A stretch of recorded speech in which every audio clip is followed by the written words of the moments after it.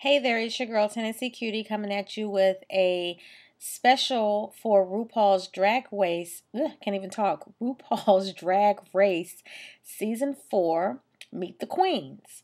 So I was checking out my Twitter feed and I saw where RuPaul, in case you didn't know, I absolutely love RuPaul's Drag Race. It's like Drag Queens meets America's Next Top Model, which I love America's Next Top Model. So this is right up my alley. And it's a lot that goes on to being a drag queen that I did not know. Like the tucking and just all the craziness and all the makeup and the transformations.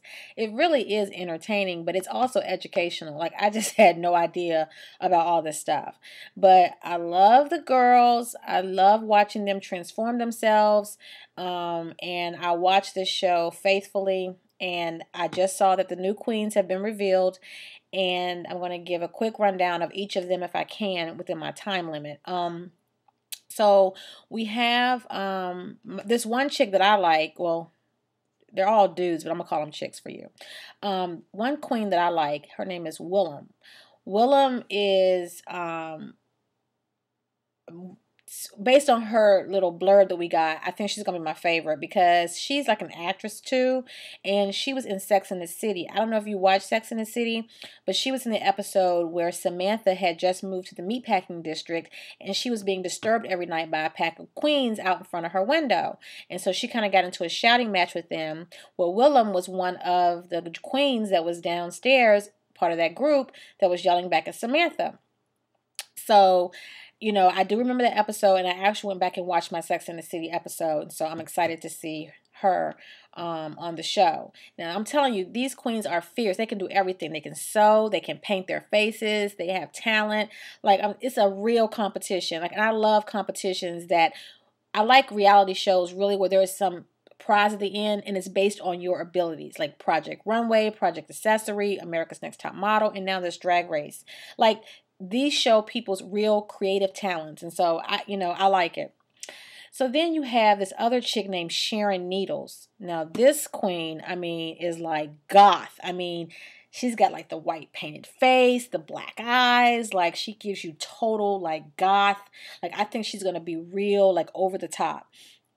And I've definitely, she's like, I don't know if you've heard of Club Kids in New York, but they were like back in the like 90s or even like the 80s probably, where they wore all this extreme drag. Like it was more like costumes and everything was just so like out there. And she kind of give you that vibe. And so she's going to bring it. Like she's going to definitely bring the whole, crazy themed drag. It's not the beauty and the feminine kind and what they call fishy. And no, she's going to give you this out of this world drag. And I'm ready to see what she's going to bring.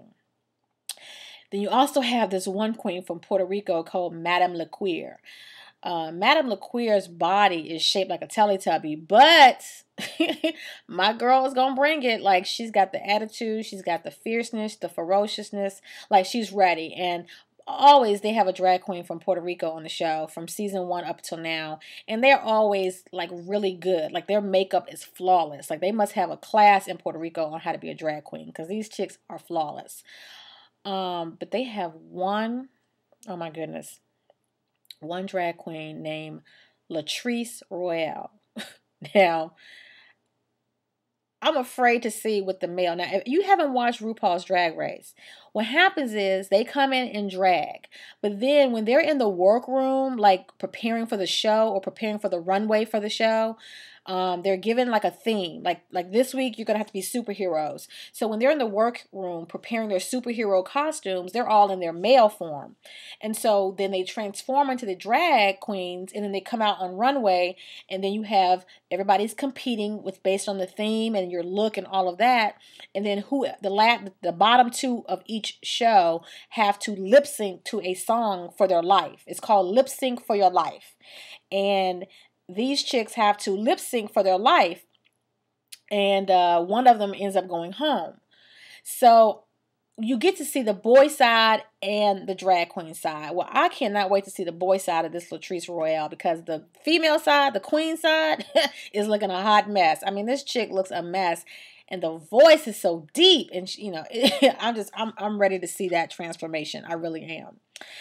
And there's one chick on here, Chad Michaels. Like, he's a Cher impersonator, and he does have that Cher look. I gotta say, I mean, that Cher look is on point, but he looks old. I think he's the oldest queen this year. He's like 40. So he is old. But I don't know. Like, every year there's always been someone ethnic that wins. Like, the first year was a black queen. This guy, Bibi Zahara Benet from Cameroon, Africa. And then you have season 2, you had Tyra, the other Tyra Sanchez. And then you had season 3, Raja. Raja is Indonesian, I think he is. And Tyra was black. But Raja was one of the makeup artists on America's Next Top Model, which I thought was interesting. Like, he was the head makeup artist for like 12 seasons on America. He had the real long hair. He was Indonesian. You probably remember him if you go back. His name is Sultan. Sultan is actually Raja's character. So I'm hoping that this season we get somebody really who, you know, I don't want Ru to come across like he's only like pumping up like black queens. So, I mean, there seem to be some competition this season. So hopefully it'll give people a run for their money. And the last queen I'm going to talk about is Miss Jiggly Caliente. Miss Jiggly Caliente got it going on. My girl she's from Philippines, but she grew up in the Bronx, and she's a big girl. And, you know, the big girls always are on the show representing. So I'm hoping that she will represent for the big girls, and she will bring it. You know, like, her personality already seems like it's going to shine. Like, she's already showing potential. So I'm really excited about RuPaul's Drag Race. It's coming in January of 2012. So tune in, because I will be giving the tea, as they say, giving the tea every week on the queens as we count down to who will be the winner of America's Drag Race. And they also have a show called Untucked that comes on after, that kind of shows the behind the scenes that the girls, I mean, these queens bicker. I mean, you think women bicker? Oh no, these queens gets it in, okay? And they're always drinking their absolute cocktails. So, you know, when you mix a little liquor with a lot of queens, and you get a whole lot of mess. So I can't wait to tune in. I can't wait to see it. I hope you'll join me. And I will try to give you my best review of one of my favorite shows, RuPaul's Drag Race Season 4. See you then. Bye.